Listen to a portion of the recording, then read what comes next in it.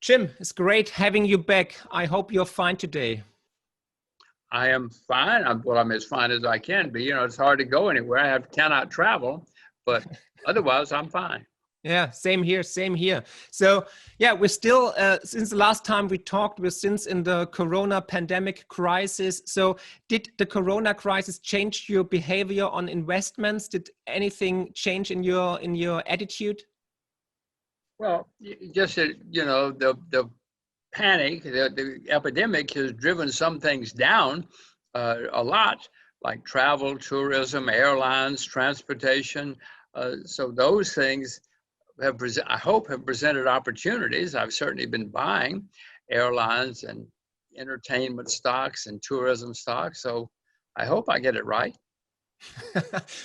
By the way, did you buy AMC or Gamestop? No, I don't have any. I'm not smart enough to be long or short any of those stocks. I'm happy to say. So what I know I told you before, I have a lot of silver. So that's good. It now seems that they're finding out about silver, but that's not because of me. Yeah, you said it for a long time that silver is actually totally undervalued. So now we see a silver squeeze. So what do you think about the whole movement of Reddit and Wall Street bets and this whole movement against the hedge funds and everything? Well, I'm not sure it's against the hedge funds. They're just pulling off a short squeeze. I mean, short squeezes have been around for a long, long time. I've seen many of them in my day. The people who shorted so much stock obviously made a mistake. That's one of the things that I've always been worried about whenever I sell something short. I always check to see, are there a lot of shorts? Because you're liable for a short squeeze. So the guys who shorted all of that stock certainly it sounds to me like their fundamental analysis was correct, but the mistake they made was they shorted too much stock. And so now they're having a short squeeze. Yeah. As far as I can see, that nobody's done anything illegal yet. Now, of course, I don't know because I haven't really examined it. But as long as they're not doing anything illegal, short squeezes have been happening for decades. Yeah, true. So now we see something like a silver squeeze. What do you think? Where will it end? Will it go to $35, $40, $50? Well, I don't know what the squeeze will do. I do know that I expect silver to certainly go over 50. The all-time high on silver was 50. It's been there twice. I would expect silver to certainly go back to the all-time high eventually. I don't know about this month. But no, I certainly expect silver to go to 50 again and probably even higher before this is over. Gold and silver. But silver is cheaper than gold right now. Yeah. So, and do you think this is actually another sign that we are at the end of a cycle of this whole speculation boom, that like retailers go to the markets and trade and buy very speculative stocks? You think this is another signal that we are close to the end of the bubble? Yes, Mark, I've seen this movie before. I know how this movie will end. It happens every time there's been a long bull market. A lot of new people come in. They find out how easy it is to make money. They get very excited. They tell all their friends, and it's just another sign that we're coming to the end. But they told us this time is different. I hope I survive. But they told us this time is different. Janet Yellen said there will never be a crisis again. So how can they be wrong? They're so intelligent, and she got so much money from speeches at Citadel and JP Morgan. So how can she be wrong? Yes, Janet Yellen has degrees from two very fancy Ivy League universities in America. So yeah, how can she be wrong? She's wrong. Whenever they say we have solved the problems of the world economy, they've always been wrong. And despite her fancy university degrees, she has not solved the problem. In fact, she's making it worse. With all this money printing and all this borrowing and all this spending. No. She's making it worse. So when we have a problem, it's going to be terrible. But don't you think MMT or helicopter money will us buy some more time before the bubble bursts? I didn't say it was happening today, Mark. Okay. I just said when it happened. Yes. No, it's going to be worse because of all the things you mentioned. The MMT, have more money today. Helicopter, everything. more money printing, more borrowing, more spending. This is just making it worse when it comes. I don't know when it's coming. It looks like it will come in 2021. But what do I know? They should watch you to find out when it's coming. Ask Mark, he'll tell you.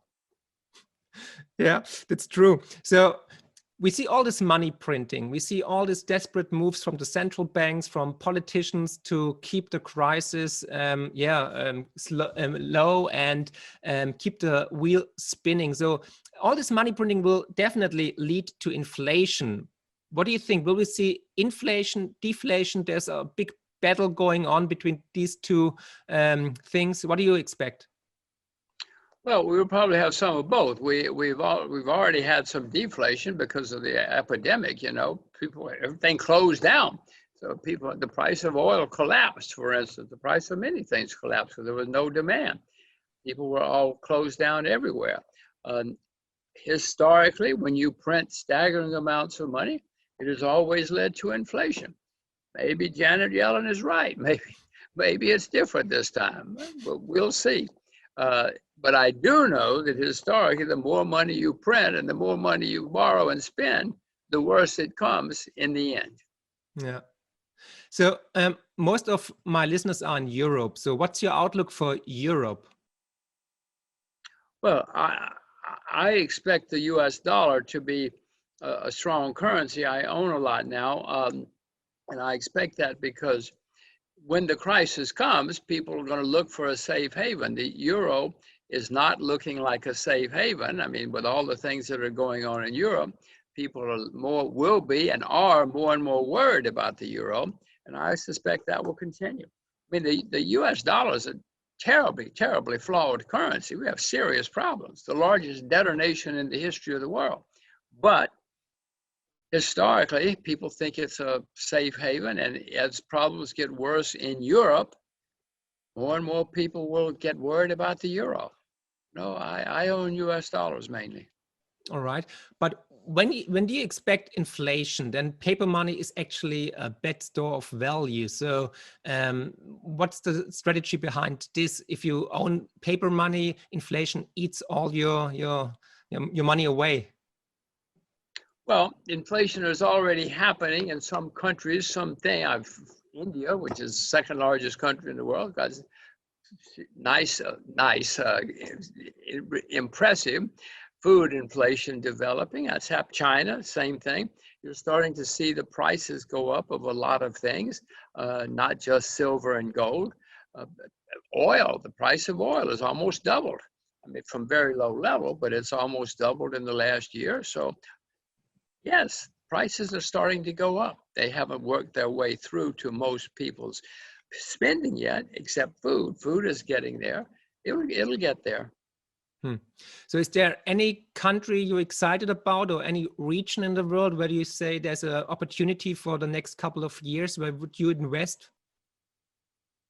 Well, I bought, I think Chinese entertainment and travel stocks. I bought Japanese ETFs. The Bank of Japan prints money every day and buys ETFs. So he has more money than I do, Mark. So if he's going to buy ETFs, I'm going to buy ETFs. Russian shipping companies. Some of the things, I've been buying some of these things for a while. I mean, not many people are interested in Russia. Not many people are interested in Chinese wine stocks. I hope they learn. True. So do you expect a change in the stock market from growth to value? Well, that sort of thing has often happened. As a class, I don't really look at things that way. I just try to find stocks that are cheap. And with good things happening. Usually that would be called value or whatever term you use, because the growth stocks are usually pretty expensive, and I don't like to buy expensive stocks. But I don't think in those terms. I just try to find good investments and buy them, whether they're commodities or currencies or bonds, whatever. Oh, okay. You invested in bonds right now? Well, I own some Russian government bonds, but they're very high. They have high interest rates, and because Russia's so depressed. But I'm negative on bonds all over the world. The bond market is a bubble. As I look around the world, Mark, it's clear of all the asset classes, bonds are clearly a bubble all over the world. Interest rates have never been this low in the history of the world. Stocks in many countries are in a bubble. You know, you're starting to see bubbles, certainly in those stocks in the US, Apple, Google, things like that. You know, Tencent in China, Samsung in Korea. Those stocks are clearly turning into a bubble. As I look at property, I mean, property in places like Seoul is clearly a bubble. Some cities in Europe. The only place that I see that's not a bubble is commodities, because commodities are still very cheap. So how much? Silver, even though silver's going up this week, it's still down 40 or 50% from its all-time high. True story. True story. And how is your portfolio diversified? Like, how many percent do you have in silver? It's like 20% or gold? Mark, I don't know. I don't have a committee I have to answer to. I don't sit around thinking, oh my gosh, how much do I have here? All right. You know, I don't have a committee. It's my money, my family's money. We don't pay attention to things like that. Okay, but are you overweight in precious metals right now because you think there's a big opportunity for the future, or? Well, if silver's going to 50, of course I'm not overweight. I should have all my money in silver. but I certainly own plenty of precious metals and bought more precious metals a few days ago, more silver anyway, a few days ago. Good. Before I knew about all this. So no, I got plenty of silver and gold. Don't worry. Alrighty. So you mentioned already commodities. So you think we are on the brink of a new bull market for commodities because they went down the last couple of years. So what do you expect for commodities? As I said, I know they're the cheapest asset class around. I mean, silver's down even still 40% from its all-time high. Yeah. If you look at sugar's down 70 or 80% from its all-time high. Agriculture's been down for most of the last decade. So no, most commodities are still cheap. Oil is down a lot from its all-time high. So you cannot say that about Amazon. You cannot say that about Tencent or Baidu. You certainly can say that about many commodities. Yeah. So we saw last year that the US government printed 21% of all dollars ever issued. So this will definitely lead to inflation in the next couple of years. But what do you expect will the governments do if there will be another lockdown or another virus? And what's the end game there? Well, so far, most governments have not been very good at it, whatever they've done. You know, for whatever reason, China seems to have done a less bad job than most places. It started there. Maybe that's why. Now, they say it's because they had SARS a few years ago and they were prepared. I have no idea. Maybe they're not even telling the truth. But they seem to have done certainly when I go on the internet, I see the shops are open, the restaurants are open, everybody's traveling, doing things. So China seems to be less bad than the rest of us. So maybe, I mean, I told you I bought some Chinese shares, some Russian shares. Some places have not done as bad a job.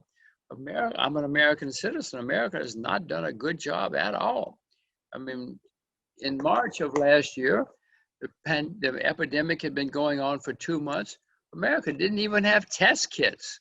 I mean, Donald Trump did a horrible, horrible job. We couldn't even test people to see if they had it. And it had been going on for 2 months at that time. Yeah, but now it looks much better. I think the administration is really happy about all the vaccine they have and they ordered. I think the US is leading actually with vaccinations. Instead of in Europe, it's a total mess. I can tell you this, Jim. It's horrible what's happening here. It's like a bland economy, and the European Union is just a disaster. So, but anyhow, I guess.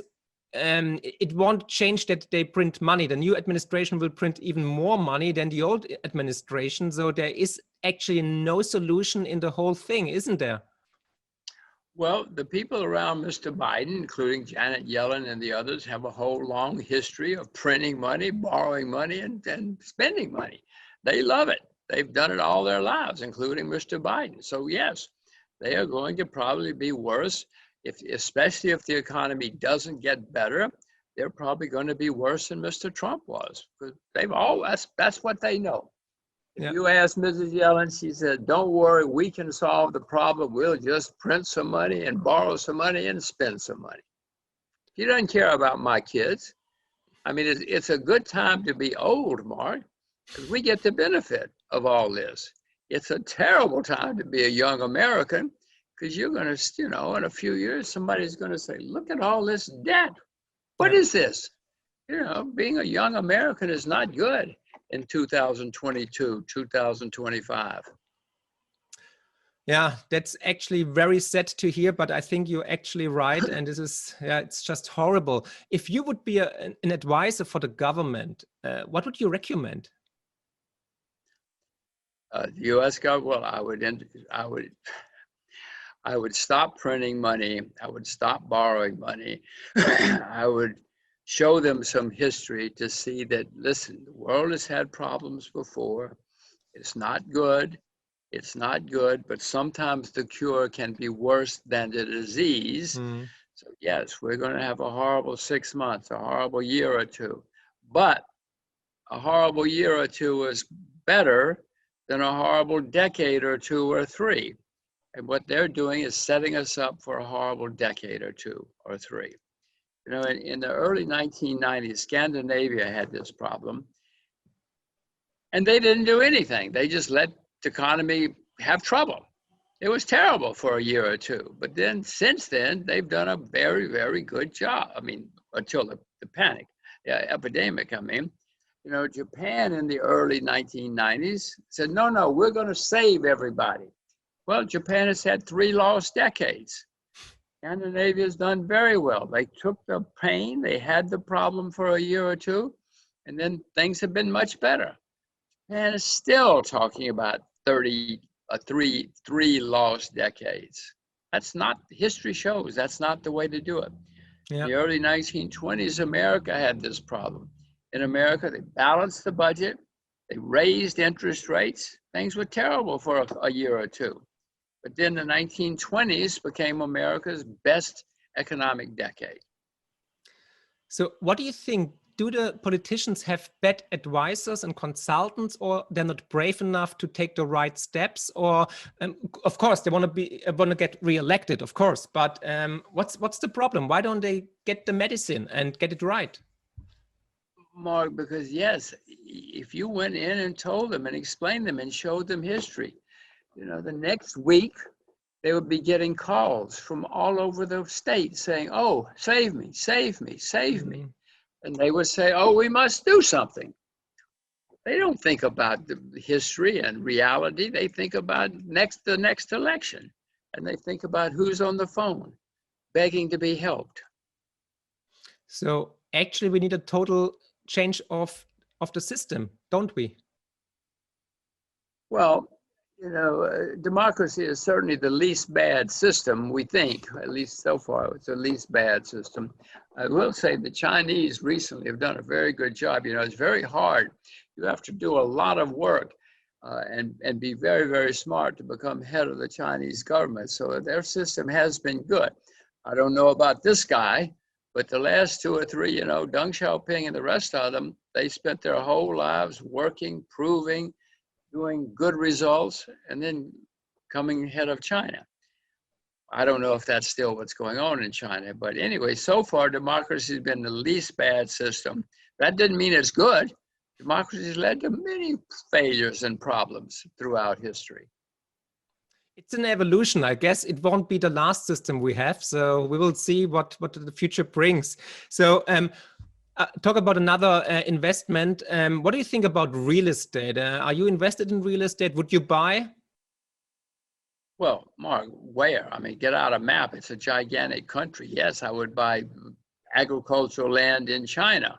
Okay. Would I buy stock in the financial city of New York or something like that? No. So when you say property, where? I mean, there's millions and millions of hectares in the world.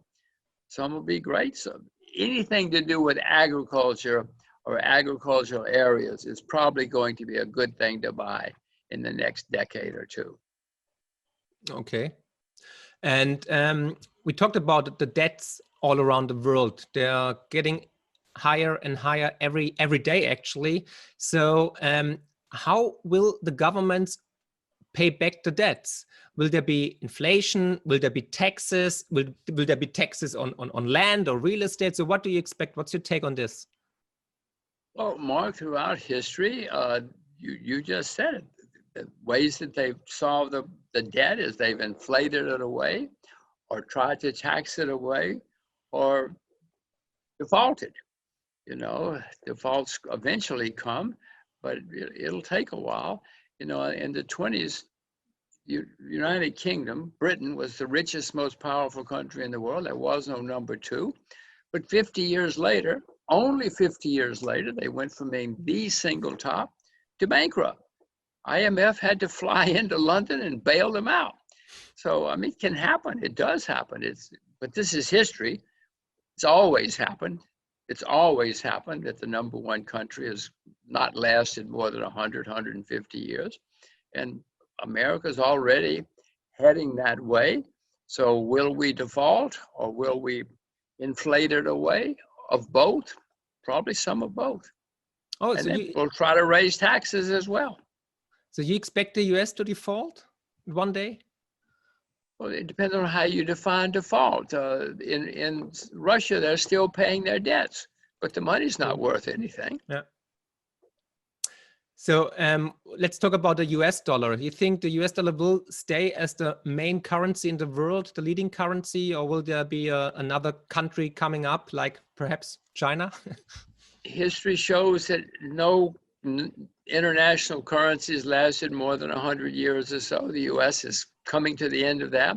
And now, as you probably know, for economic reasons, I mean, the US is the largest debtor nation in the history of the world. Many countries are looking to try to find something to compete with the US dollar, and for political reasons as well. If the US gets angry at you, Washington just puts sanctions on you. Well, that's not the way a reserve currency is supposed to work. It's supposed to be neutral.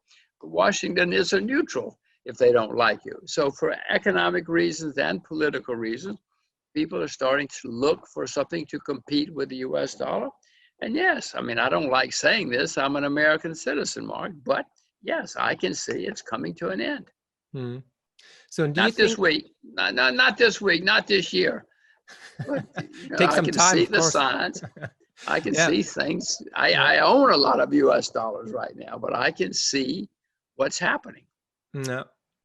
So, and what do you think will be the next monetary system? Will it be digital? Will it be physical? Will it be backed with something like gold backed again? Or what's your take on this? Well, first, there's no question that money is going to be on the computer. It already is in China. In China, you cannot take a taxi with money. You cannot buy an ice cream with money. You have to, everybody's money is on their phone. So money, and they're making it more and more that way. And every country in the world now is studying, trying to figure out how to have a digital currency. The Indians just, I think today said, we're going to have digital currency, and other digital currencies, cryptocurrencies, are illegal. So no, it's all going to be on the computer in the future. Is that going to make it sound? Probably not. Politicians are always, greedy and try to take care of themselves. And when the money is on the computer, by the way, Mark, it'll give them even more power, because they will know everything you do. They will call you up one day and say, Mark, you've been drinking too much coffee this month. Stop drinking so much coffee. I mean, they'll know everything you do. Do I like that? No, of course not. But they love it. And it's cheaper. They don't have to print the money. They don't have to transport it. They love it. I don't, but they do. It's coming.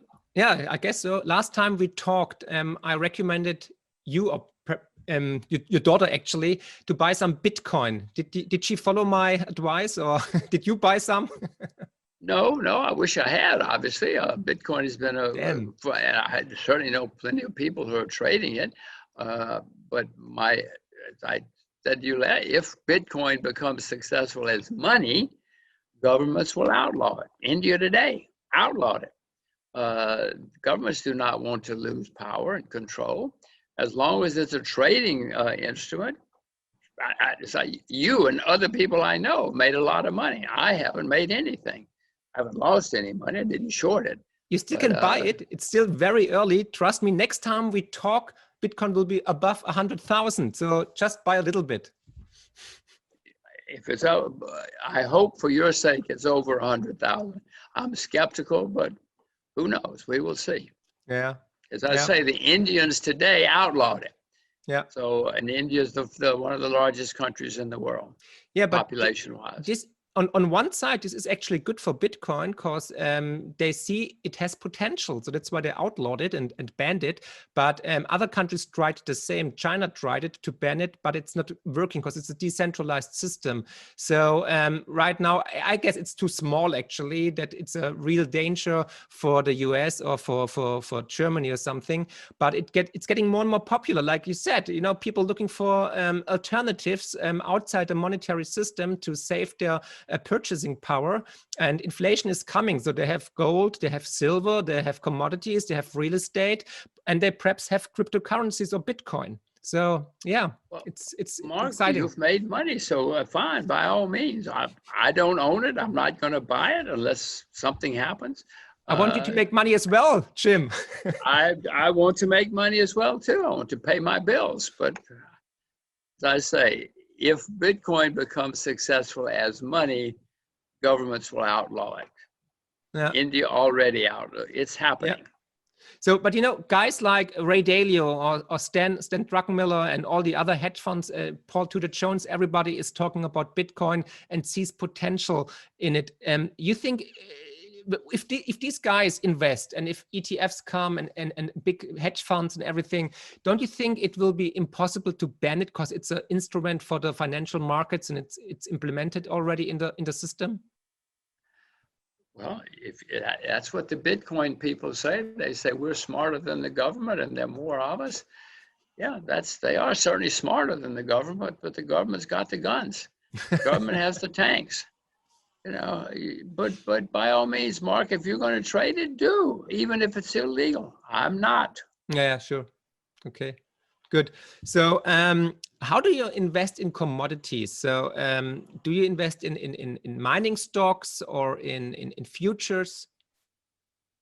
Well, many studies have shown if you're going to be an investor, investing in the index is the best, whether it's stocks or bonds or currencies. Index investing outperforms most investors all the time. So, and I'm lazy too. So yeah, I mean, I have some silver, but and some gold, but I mainly buy the indexes. You know, there are commodity indexes and I just buy the commodity indexes. Okay. So which other commodity would you recommend for the future? Is it oil? Is it soybeans or corn or platinum?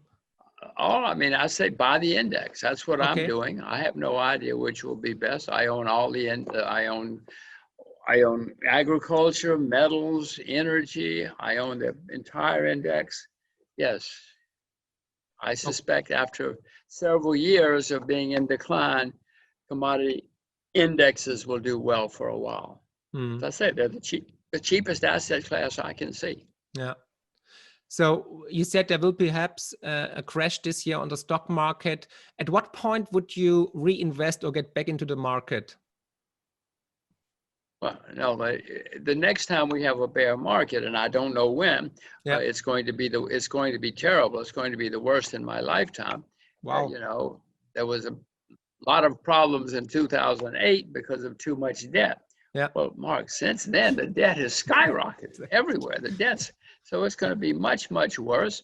So when I see serious panic and bankruptcies, I hope I'm smart enough to start buying again. But that's a ways from now. It's not happening this month. If you say it will be the worst bear market in your lifetime, so you expect more than 60–70% decline at the stock market? Of course, but that's not the only measure. You know, there'll be lots of bankruptcies. Lots of defaults coming up. You're going to see a lot of serious problems in the next time around. We had those problems in 2008, but since then the debt everywhere, Mark, has gone much, much, much higher. You think there will be a limit? Is there something like, okay, if the national debt of the US gets to 50 billion, then it's trillion, sorry, 50 trillion, then it's over? Or is it just unlimited, or where's the end? It's unlimited as long as people will buy it, but eventually people will stop buying it, and then they'll just print more money and they'll buy it themselves. The central bank will buy it. Oh, I mean, many countries have done this before, Mark. This is not the first time. It never worked. Hey, we in Germany know that. Eventually, the money becomes worthless. Yeah. So I don't know if that's going to happen in the U.S. anytime soon. As I said, it took Britain 50 years to go from the richest to bankrupt, and Britain's still there. Well, then they discovered North Sea oil, and things got better. But it's still there. But Britain's going to is having and will have huge economic problems in the future. Yeah. But we all will. We all will. Yeah.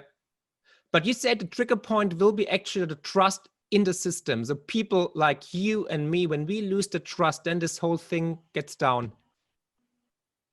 Yeah, but Mark, that's happened in history. Sure. No, it will happen again. Janet Yellen says, no, it won't. Janet Yellen says, don't worry, everything is okay. Jim, I'm totally with you. It's not, and there are going to be serious bankruptcies. Governments will fail. Countries will fail. No, it's going to be a problem. Yeah. You know, my last book was called The Biggest Crash of All Times, and I experienced actually a default in Argentina in 2001, and it was within hours when people lost trust in the peso. So you could have 1 million peso in your pocket. Nobody accepted it, you know, nobody wanted it. It's the same like in Venezuela. So you just can't use the money because nobody will accept it, and you need something else. So I know what happened in the past, and we know Weimar Republic, we saw it in Yugoslavia. It's always the same game. So, but that's the question is, why will people never learn from the past? What's the problem, especially politicians? Probably the main lesson of history, Mark, is people do not learn the lessons of history.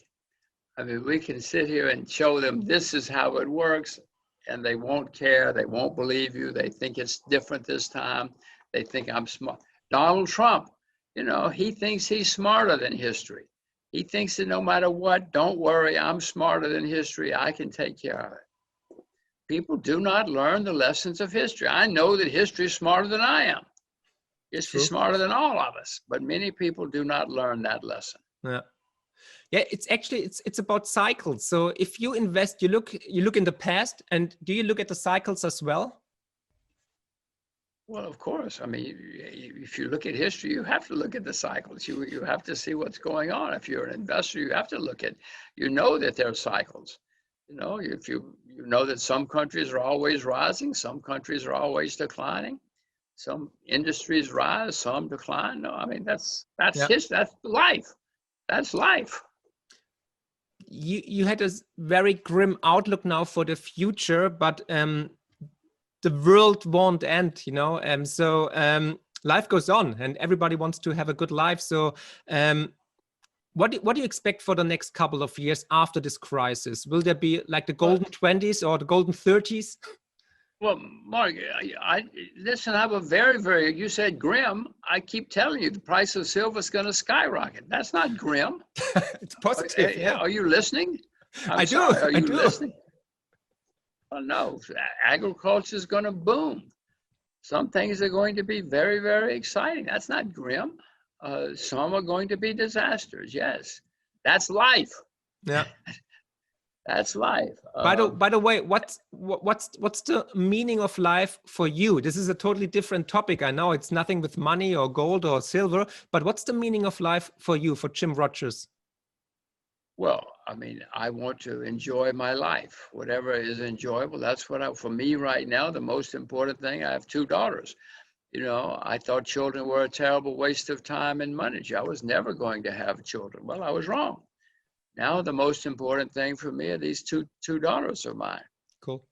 But as long as I'm content and satisfied and having fun, things are great. Cool. That's very nice. That's great to hear. Jim, it was a pleasure, like always, talking to you, and was very interesting. I hope we can catch up in the future when Bitcoin is above $10,000 or $100,000 and silver is around $100. Thank you very much for your time. My pleasure, Mark. Well done. Be careful. We all have to be careful. Thank you. Thank you very much. Bye-bye. Take care. Bye.